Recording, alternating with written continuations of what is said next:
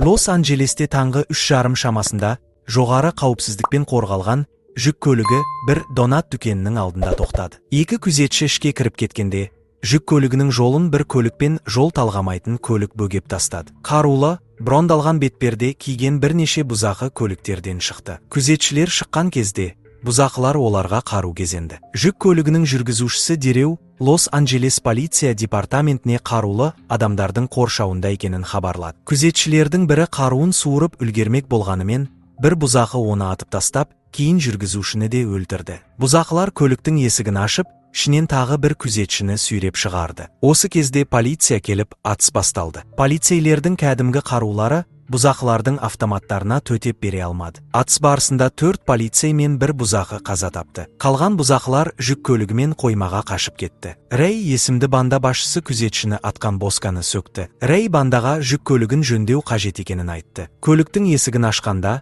Энсен оның жағдайын сұрады. Рэй полициядан 4 адамды өлтіргендерін, енді оларды итше аңдитынын айтты. Оқиға орнына детектив Ник О'Брайен келіп, шериф бөліміндегі қызметкерлермен сөйлесті. Олар өлтірілген бұзақының жанында тұрған еді. Полицейлер көліктің бос болғанына таңғалды. Ник бұл әрекетте бір жоспар жатқанын айтты. Осы кезде Боско көшенің арғы жағынан бұл кездесуді суретке түсіріп жатты. Кейін ол суреттерді Рейға көрсетіп, басты детективтің Ник екенін айтты. Рэй оған Никин аса ауыр қылмыстар бөлімінің басшысы екенін жеткізді. Жүк көлігін алдыңғы түні жүргізген Донни Никтің суретін көріп, банданы тастап кетті. Ник пен оның әріптестері істі тергей келе, бұл ішкі адамсыз жасалуы мүмкін емес екенін анықтады. Олар Рейді күдікті ретінде қарастырды. Өйткені ол 8 ай бұрын шартты түрде босатылған еді. Донни түнде бармен болып жұмыс істейтін. Бірде ол Федералдық резерв банкі қызметкерінің куәлігін барда ұмытып кеткенін байқады. Ол куәлікті кассаға салып, Рейдің бандасындағы Макқа барды. Сол барда отырған Ник Доннимен сөйлесіп,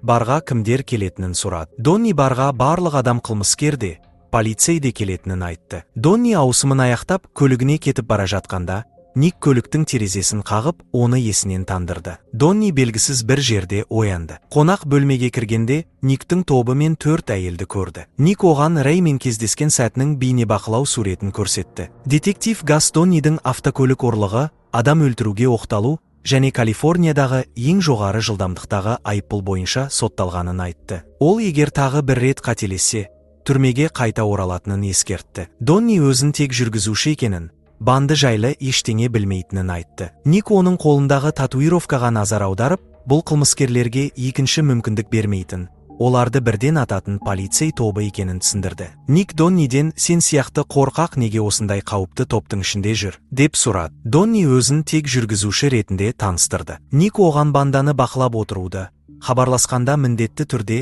жауап беруді бұйырды. Осы уақытта Рейдің бандасы Лос-Анджелестегі Федералдық резерв банкін бақылап жүрді. Рей бұл банк бұрын соңды ешқашан тоналмағанын, 53 сәтсіз әрекет жасалғанын айтты. Сол себепті, дәл осы банкты тонау оның мақсаты еді. Полиция бөлімінде офицерлер Рей, Энсен, Донни және Боско барлығы бұрынғы теңіз жаяу әскері екенін анықтады. Офицерлер соңғы 10 жылдықтағы барлық тонау әрекеттерін зерттей келе, Рей түрмеде отырған кезде ешбір үлкен қылмыс болмағанын көрді. Ник бұл істі ашу арқылы барлық шешілмеген істерді жауып тастауға болатынын айтты. Рей мен тобы қоймаға оралды. Рей банк күн сайын ескі немесе жыртылған ақшаларды сағат 4 пен 5 аралығында жойып отыратынын, оларды қалдық ретінде тасымалдайтын компания алатынын түсіндірді. Ол $100 банкноттарды санау бөлмесіне күн сайын кемінде 30 миллион түсетінін айтты. Рейдің жоспары осы ақшалар жойылмай тұрып ұрлап кету. Өйткені ол кезде бұл ақшалар ешкімге тиесілі болмайтын еді. Донни банк қызметкерлеріне тамақ таситын қытайлық жеткізу қызметіне жұмысқа тұрды. Бір күні ол банкке 2 дорба тамақпен кіріп, бірін асханаға апарды, ал екіншісін әжетханадағы желдеткішке жасырды. Кешке Рей мен тобы мейрамханада тамақтанып отырғанда, полиция келіп қалды. Ник Рейдің үстеліне жақындап, Доннимен сөйлесіп, оларды бұрын спорт залында көргендей кейіп танытты. Қоймада Рей Доннидің полициямен байланысы барынан күдіктене бастады. Донни жоққа шығарғанымен, Рей оған қару кезеніп, Никпен қайдан таныс екенін сұрады. Донни мойындап, Ник оны ұстағанын және банданың бәрі жайлы білетінін айтты. Осыдан кейін Донни Никті енді ешқашан көрмегенін айтты. Рей оған сеніп, Никке хабар жеткізуін тапсырды. Қарақшылық осы жұма күні жүзеге асуы тиіс еді. Донни Никпен костюм дүкенінде кездесті. Ник мейрамханада не істеп жүргендерін сұрағанда, Донни әңгімені басқа жаққа бұрып, тонау жұма күні болатынын, бірақ қай жерде екенін білмейтінін айтты. Кейін Ник Рейдің қызы жұмыс істейтін клубқа барып, оның өнерін тамашалады. Ол сахнадан түскен соң, Никтің құлағына бірдеңе сыбырлап айтты. Сосын олар қыздың үйіне бірге кетті. Келесі таңертең Рей келгенде, қызы қонақ бөлмеден жүгіріп шықты, ал Ник жейдесіз көрінді. Екеуі бір-біріне тесіле қарады. Үстел үстінде жатқан қаруды байқады. Ник Рейге қаруды алу туралы белгі берді. Бірақ Рей бұл арандатуға ермеді. Ол Никтің жанынан өтіп, жатын бөлмеге кіріп, есікті жапты. Ник көлігіне отырып, серіктесіне Рейдің қызы айтқан келесі тонау орнын хабарлады. Кейін Рейдің қызы оған айтқанын істедім деді. Тонау күні полиция банкты аңдып отырды. Бір фургон тұраққа келіп тоқтағанда, Рейдің тобы брондалған кеудешелер, бетперде және автоматтармен шықты. Олар банкке кіре сала, қауіпсіздік камераларын атып, барлығына отыруды бұйырды. Бәрінің телефондары алынып, қолдары байланды, бастарына қап кигізілді. Рей банк менеджеріне полицияға қоңырау шалып, олардан $30 миллион тікұшақпен жеткізуді талап етуін бұйырды. Тікұшақтың отыны толық болуға тиіс еді. Егер талаптары орындалмаса, әр сағат сайын бір тұтқынды өлтіретінін, ал полиция кірсе, бәрін қырып тастайтынын айтты. Көп ұзамай полиция мен ФБР банкке келіп жетті. Іште телефон шырылдағанда, Рей тұтқаны көтеріп, талаптары орындалама деп сұрады. Полиция офицері бұл бағытта жұмыс істеп жатқанын айтты. Рей ақшасыз қоңырау шалу бір адамның өліміне себеп болды деп жауап берді. Содан соң Боско бір адамды артқы жаққа алып кетті.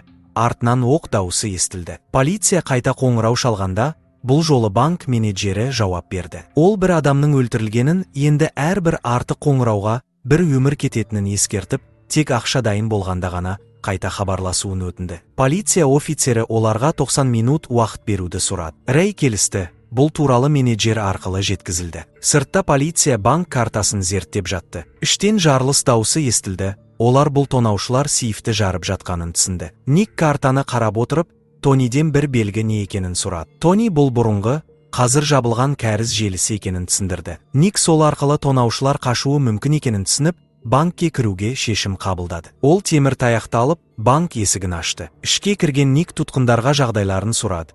Ішінде тонаушылар болмады. Ник пен тобы қаза тапты делінген тұтқын тұрған жерге барғанда, бәрі спектакль екенін көрді. Қыз тірі еді. Көп ұзамай олар едендегі тесікті тауып, тонаушылар кәріз арқылы қашып кеткенін анықтады.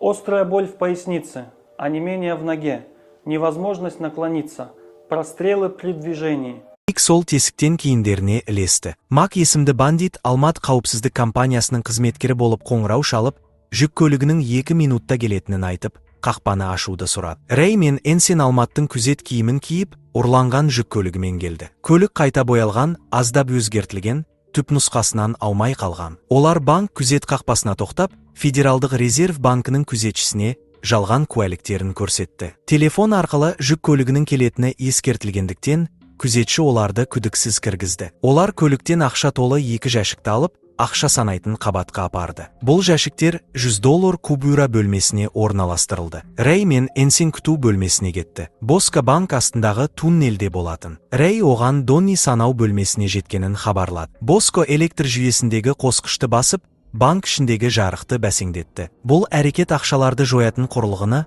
камераларды және қозғалыс сенсорларын өшірді. Полиция күзетшісі ақша санаушыларға жүйенің уақытша тоқтайтынын айтып, үзіліс жасауды бұйырды. Қызметкерлер шығып кеткен соң, Рей Донниге рация арқылы жол ашық деп хабар берді. Донни бұл әрекет ақшаларды жоятын құрылғыны, камераларды және қозғалыс сенсорларын өшірді. Полиция күзетшісі ақша санаушыларға жүйенің уақытша тоқтайтынын айтып, үзіліс жасауды бұйырды. Қызметкерлер шығып кеткен соң, Рей Донниге рация арқылы жол ашық деп хабар берді. Донни $100 купюралары арасындағы қорап ішінде жасырынған болатын. Ол қораптан шығып, құлап кеткен ақшаларды қайта салып қойды. Осы сәтте банкке үнемі Қытай тамағын тапсырыс беріп жүретін әйел мейрамханаға қоңырау шалды.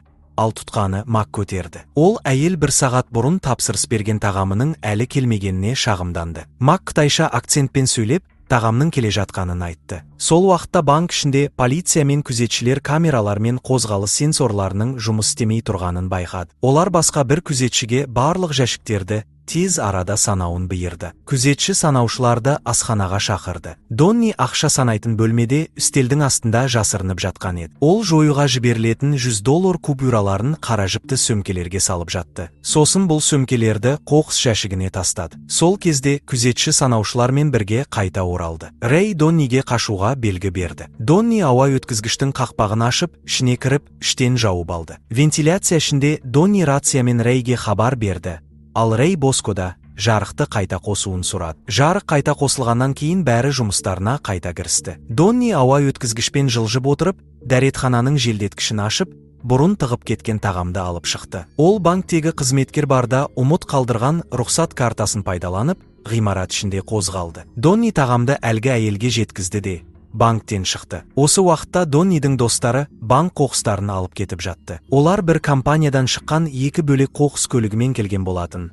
Бұл бәрі алдын ала жоспарланған әрекет еді. Олар жолай кездесіп, бір-біріне бас изесті. Екінші жақтан Рэй мен Энсин күзетші көлігімен банктен шықты. Боско бір қоқыс көлігін артынан бақылап, Рейге орналасқан жерін хабарлады. Рэй қоқыс көлігінің алдына тоқтады, ал Боско артынан бөгеді. Ол жүргізушіге жүгіріп барып, қару кезеп, көліктен түсуін бұйырды. Боско рөлге отырып, көлікті айдап кетті. Артынан бүкіл топ ілесті. Ник қалада Рэй мен оның тобын іздеп жүрді. Ол жолда Донниді байқап қалып, көлігін тоқтатты. Алыстан Мак полицияның Донниді көлікке отырғызып жатқанын көрді. Ник пен оның әріптестері Донниді ұрып соғып, Рэй мен басқалар қайда екенін сұрады. Ақырында Донни бәрін айтып берді. Рэй мен оның тобы қоқыс полигонында болатын. Мак Рейге Донни ұсталды деп хабарласты.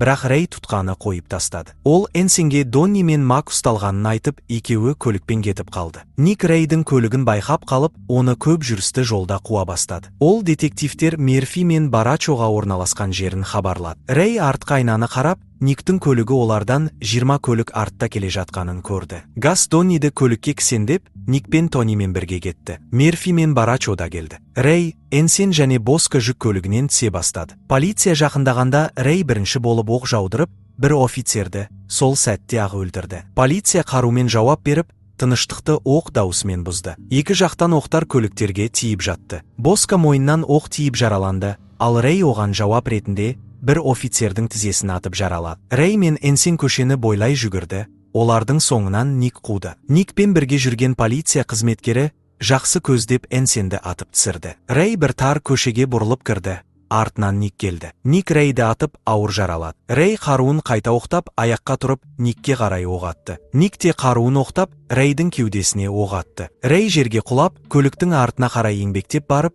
күртесінен тағы бір оқ салғыш алып шықты. Бірақ оның оғынан ештеңе қалмаған еді. Соған қарамастан ол қайта тұрып, бос тапаншасын Никке қарата көздеді. Ник өзін қорғау үшін Рейді тағы атып түсірді. Оның қаруы бос екенін білмеген еді. Ник көлігіне оралғанда Донни қашып кеткенін байқады. Ник пен Гас Рейдің көлігінен қара сөмкелерді тауып, ішін ашқанда олар жыртылған, майдаланған ақша екенін көрді. Кейін Ник Донни жұмыс істеген барға барып, оның мекен жайын сұрады. Бар иесі Доннидің 2 күн бұрын жұмыстан кеткенін айтты. Барда отырған Ник банк қызметкерлерін мойындарындағы карталармен байқап қалды. Сосын қабырғада ілінген футбол командасының суретіне көзі түсіп, онда Донни кейбір достармен бірге тұрғанын көрді. Бардан шығып келе жатып, ол банк ғимаратын көріп, барлық жоспардың артында Донни тұрғанын түсінді. Соңында Донни Лондонда бармен болып жұмыс істеп жүргені көрсетілді. Онымен бірге банк тонауына қатысқан, қоқыс жинаушы кейпінде болған достары да бар еді. Донни бәрін басынан жоспарлап, Рэй мен оның тобын сатып кеткен болатын. Сол себепті екі бірдей қоқыс көлігін дайындап қойған. Бірінде жыртылған ақша, екіншісінде нағы $100 купюралары. Жалпы сомасы $30 миллион. Кейін белгілі болғандай, Донни сол ақшаларды сөмкеден шығарып, автодөңгелектерге салып, Панамаға жіберіп қойған. Қазір ол Лондонда жаңа тонауды жоспарлап жатыр. Егерде видео ұнаса, лайк басып, арнаға жазылуды ұмытпаңыз. Келесі видеода кездескенше.